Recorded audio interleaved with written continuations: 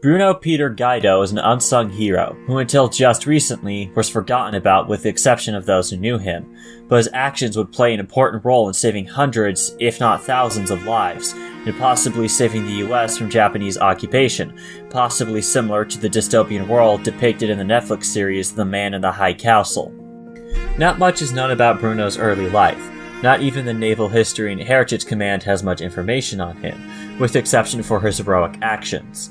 The most we know about Bruno's early life is that he was the son of John Peter and Clementa Capagno Gaido, immigrants from Italy via Germany. Bruno had 6 siblings: Gitarina Irene, Mary, Pete, Flora, Florence B., and Dominic Peter Gaido. Bruno enlisted in the U.S. Navy on October 11, 1940, in Chicago, Illinois, as an apprentice seaman. He was sent to the Naval Training Station at the Great Lakes for basic training. After a short leave period, he transferred to the Naval Air Station, Pearl Harbor.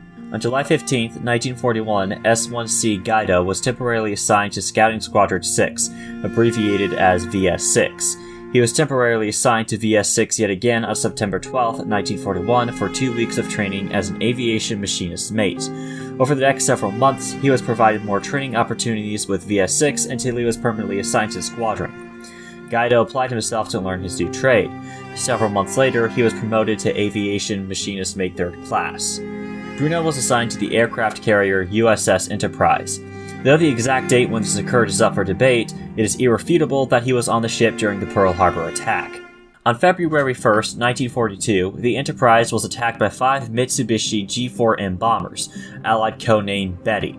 The payload of the bombers is not known, but it was most likely 2 551 pounds for each bomber, which equals about 5,510 pounds of explosives, enough to damage or even possibly sink a Yorktown-class carrier.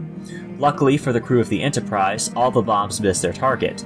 Their luck didn't seem to last, as one of the attacking bombers, that was heavily damaged, turned back towards the carrier in an attempted kamikaze. That's when Bruno, who had been on the catwalk battle station, ran towards a parked SBD Dauntless dive bomber that had a turret in it. He jumped in the back of the plane and started firing at the want-to-be suicidal attacker. Just as the plane looked like it was going to hit the ship, its right wing sheared off the tail section of Gaido's plane. The Japanese plane then slid off the flight deck and crashed into the sea. Gaido then hid, fearing that he might get into trouble for leaving his post.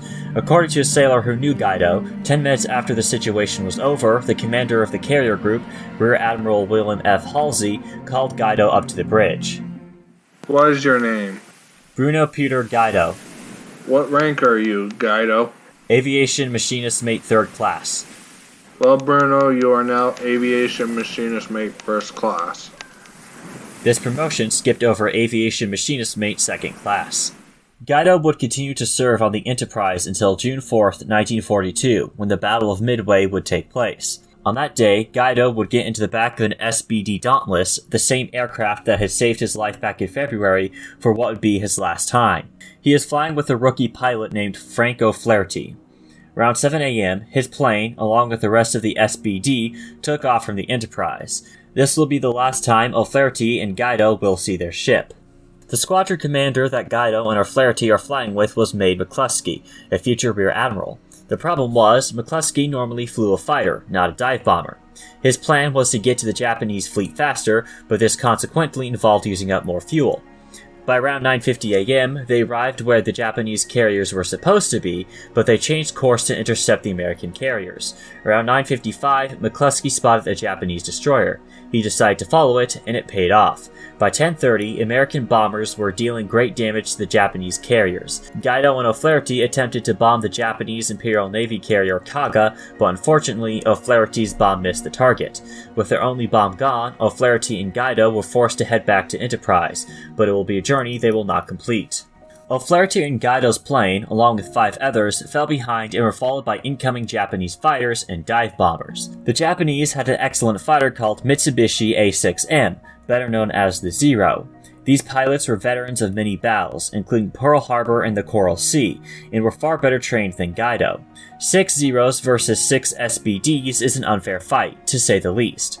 The fact they damaged all the Zeros was, in short, a miracle, with only one crash shortly after the engagement. Sadly, only one of the 6 SBDs would see the American fleet again, and O'Flaherty and Gaido would not be on it. After the engagement, they, along with the other 4 planes, were never heard from or seen again. It wasn't until the war had ended that O'Flaherty and Gaido's fate was revealed. They wound up ditching at sea, but were discovered by Japanese destroyer Makigumu, the crew of which were angered by the loss of the 4 Imperial Navy prize aircraft carriers. After about 2 weeks of torture and interrogation, the Japanese gave up on Gaido and O'Flaherty and ordered their execution. Both O'Flaherty and Gaido were tied to water-filled canisters, hit in the head with the rear of rifles. This was to ensure they wouldn't try to grab a line and save themselves, and thrown overboard to drown at sea.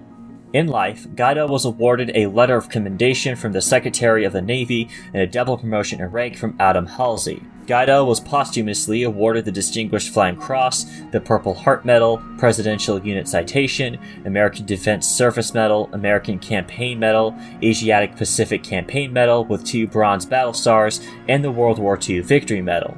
He may also be eligible for the Prisoner of War Medal. He is listed as missing in action, and his name is inscribed at the Courts of the Missing at the Honolulu Memorial in Hawaii. It is currently unknown if he has any family members alive today. Gaido was played by Nick Jonas in the 2019 film Midway. Bruno Peter Gaido saved hundreds, if not thousands, of lives. The ship he saved, the Enterprise, would later prove to be the key to stopping the Japanese. After the Battle of Midway, the Enterprise would go on to fight the Japanese at Guadalcanal, and at one point was the only active carrier in the Pacific War. She went on to become the first carrier to earn the Presidential Unit Citation and earned 20 battle stars for her service during the war. On the 14th of May, 1945, she suffered her last wound of the war, when the ship was struck by a kamikaze. She was later scrapped in 1960, despite being one of the most decorated ships of World War II. Had she been sunk on February 1st, 1942, we might be living in a different world. She would also never go down in history as one of the most famous ships of World War II. Bruno Peter Gaido saved the Enterprise from an attempted kamikaze and fought in the Battle of Midway. His efforts saved a ship that would play a major role in America's victory in the war. If it were not for him, it's possible we may never have obtained this victory. Bruno started as a normal man caught in the middle of a terrible war, but his actions made him into a hero who will always be remembered.